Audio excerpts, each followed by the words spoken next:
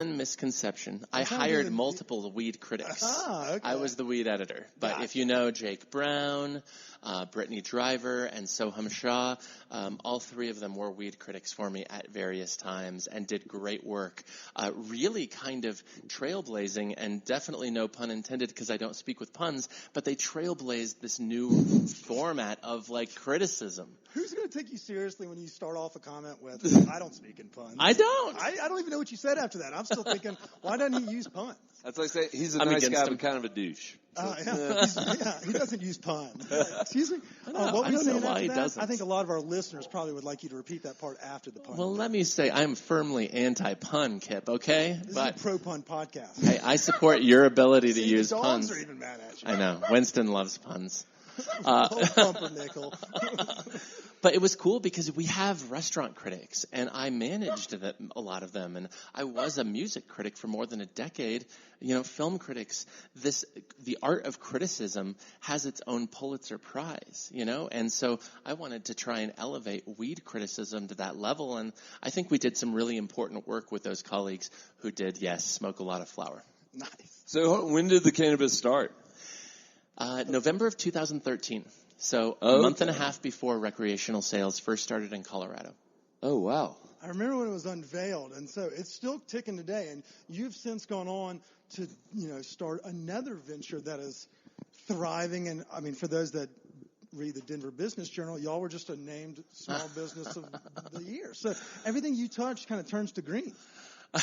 See what I did there? That's a pun. And I support your right to make that pun, Kip.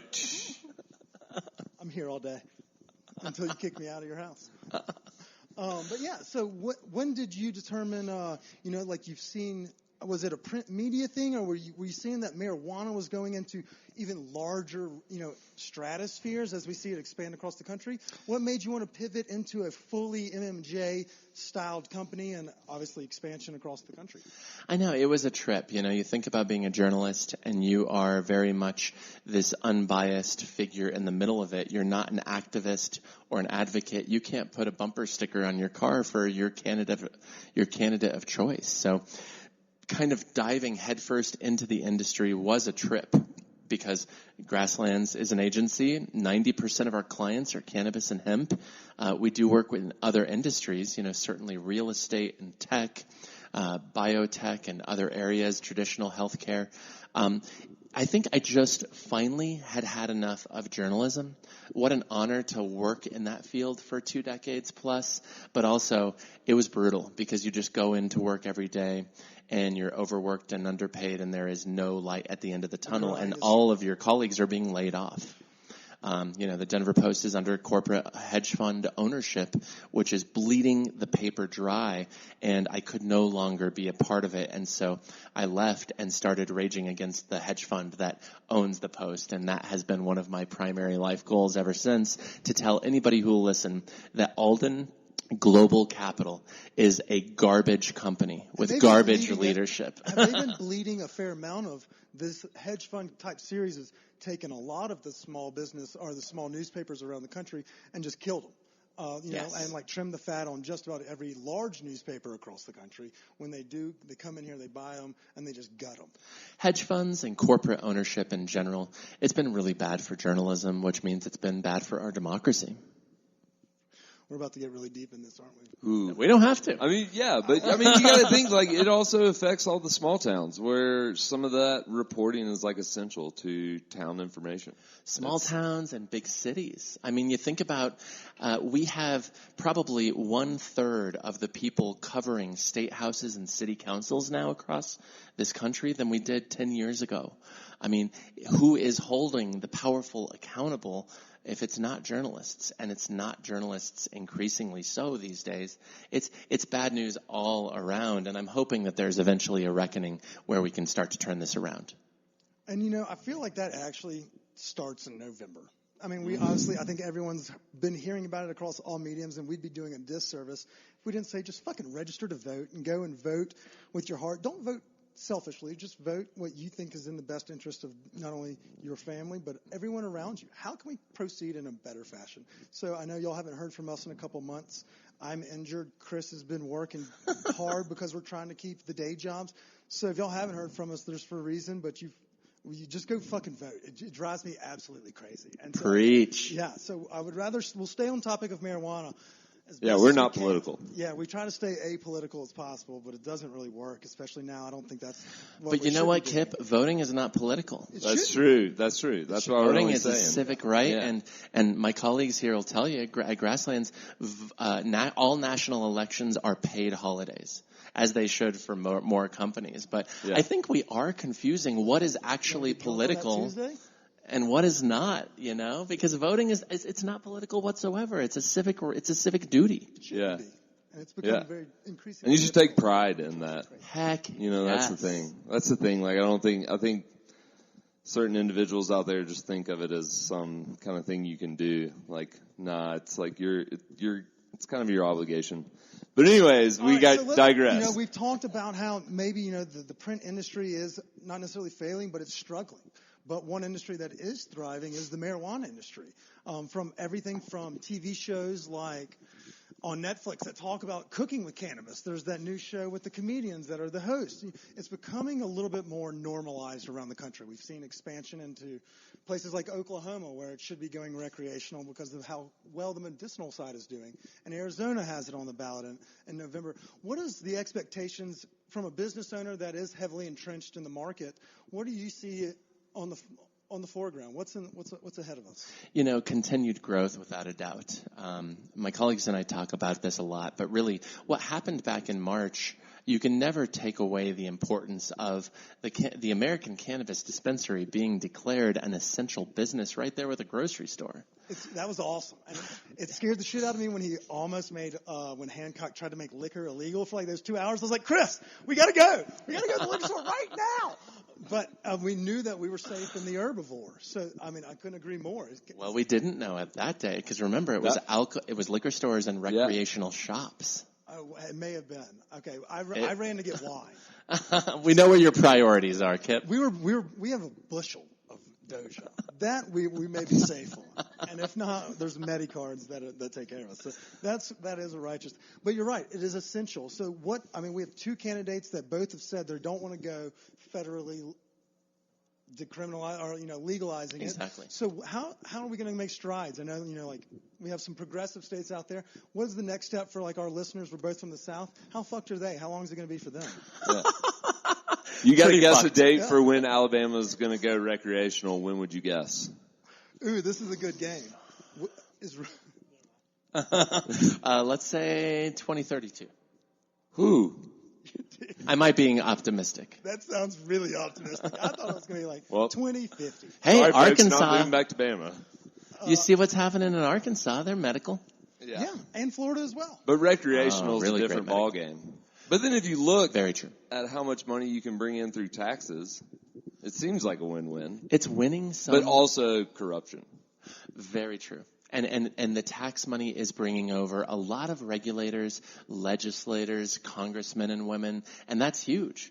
So, to your point, we want progress. We want to see more advancement, more progressive drug policy reform. At the same time, we need to step back and just look, because let's think about December 31st, 2013. It wasn't that long ago. On that day, there was not a single recreational cannabis law out there. There was one regulated medical law, and it was here, and you had kind of de facto things happening in California. But we have come so far, so fast in this conversation already, and we have to celebrate that before we really get selfish about moving forward. And granted, we need medical in the South. We need expanded adult use. We need federal legality, undoubtedly. Yeah, and these cats are saying this is not going to happen in the next 4 years. They don't know, though. No matter who wins in November, I don't think they have any idea of what's going to happen over the next 4 years, and we might see it in then. I don't think we are. Well, if you would have asked me a year ago if we were going to be living in a pandemic right now, I would not have guessed that. We're not allowed in restaurants without face guards to do our podcast. I'd be like, Yeah, that sounds Or good. passing that J could be dangerous. Yeah, oh yeah, we get in line with you. This is so weird. That's why I saw the other day where edibles are up like 1,000%. Like it is fucking astronomical just because more and more people are consuming them that ways. And then also I guess because of you couldn't really pass a joint with your buddies. It's so true. And CB, you might have read that in the New York Times where we had two of our clients quoted in that story of Dakota Signature, which was all over that New York Times story, talking about the popularity of cannabis-infused edible products throughout the pandemic. You know, we need help to cope, which is why when Denver Mayor Michael Hancock back in March threatened to close liquor stores and adult-use cannabis shops, Denver responded by saying, oh, if you're doing that tomorrow, we're going there tonight, and we will wait in line to stock up. And thankfully, it got through Hancock's skull, though. He pulled back and said, okay, we're going to let you do this. Just be responsible. And thank goodness, because that's essential. That's how we get progress forward. Because you guys know, the only reason we're here is because this is a movement of the people. The essential designation is a movement of the government for the first time in this country. They are saying, okay, you're right. This is important. I guess this is medicine. Sure. They're recognized. They're like, all right, it's kind of nice to hear that they actually were listening, or they saw the line outside of Argonauts and outside of the clinic and everywhere Native Roots. I agree. And to hear you speak so passionately about it, it gets you all fired up. I'm like, fuck yeah, let's go to war. Let's sign up for NORML and start giving our money away. But one point to your point, you guys are from Bama? He is. I'm from Mississippi. So okay.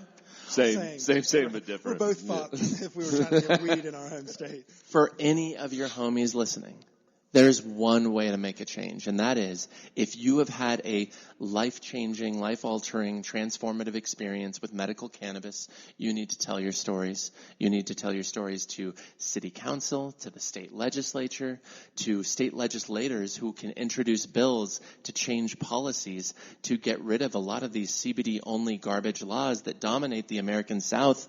And so if they do want to see change in their communities, they need to be a part of that process. The only way we make this kind of transformative change, which think about all of the change we've witnessed with this substance alone, is by sharing our stories with the people who can actually, affect that kind of regulatory change. It really is pulling on hearts and minds. That's how we do this.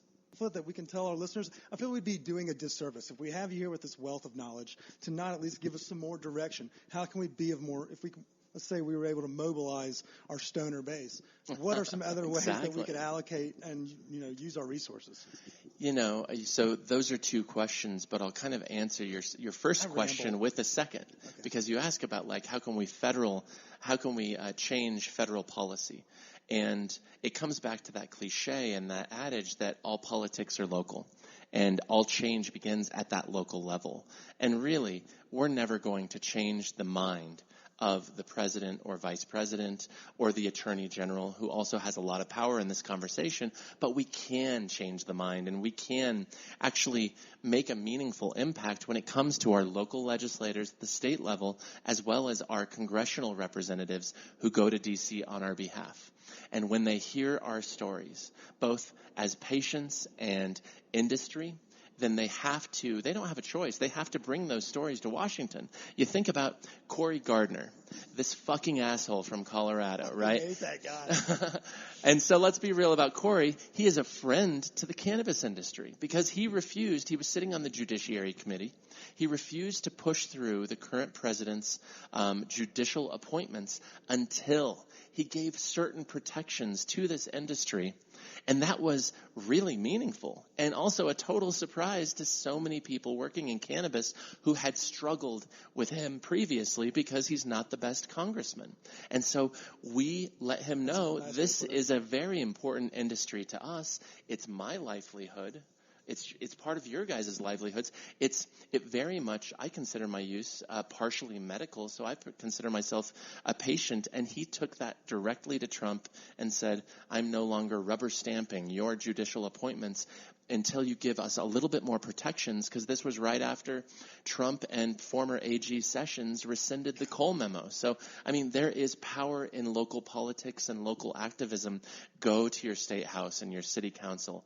Go protest. Be heard. There is a potential to make change. We've seen it in the last 6 months. We've seen it in the last 6 years. It's been a fucking real couple months, so, you know, there's nothing wrong with getting real for a couple minutes. If you think that you're out of the woods, you are mistaken, my good friend. Oh, yeah. We're actually about to get into the purely nonsense